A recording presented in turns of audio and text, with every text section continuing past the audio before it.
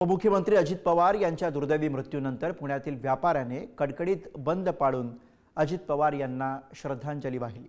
नेहमी गजबजलेला असलेला आणि गर्दीने व्यापलेला मुख्य बाजारपेठ असलेली लक्ष्मी रस्ता आज मात्र शांत पाहायला मिळतोय।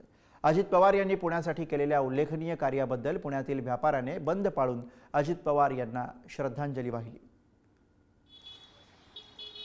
राज्याचे उपमुख्यमंत्री अजित पवार यांचं अतिशय दुर्दैवी अशा दुर्घटनेमध्ये निधन झालं। त्यानंतर महाराष्ट्र हा निशब्द झालाय। ज्या पद्धतीने अजित पवार यांचं राजकारणातलं स्थान होतं त्याच पद्धतीने समाजकारणातलं व्यापार क्षेत्रातलं स्थान होतं।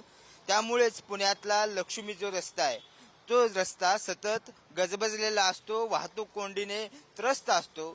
तो रस्ता सुद्धा या दुःखामध्ये सहभागी झाला आणि पुण्यातल्या सगळ्या व्यापाऱ्याने जे ते 2 दिवसाचा कडकडीत बंद करण्याचा निर्णय घेतला आणि आज दिवसभरात सुद्धा हा सगळा कडकडीत बंद जो आहे तो व्यापाऱ्याने पाळून अजित पवार यांना एक खऱ्या अर्थाने श्रद्धांजली वाहिलेली आहे। राज्याचे उपमुख्यमंत्री, पुण्याचे पालकमंत्री म्हणून पुण्यामधल्या सगळ्याच कार्यामध्ये अजित पवारांचं योगदान हे खूप महत्त्वाचं होतं आणि त्याच योगदानाची आठवण म्हणून पुण्यातल्या व्यापाऱ्याने हा कडकडीत बंद पाळल्याचं आपल्याला पाहायला मिळते।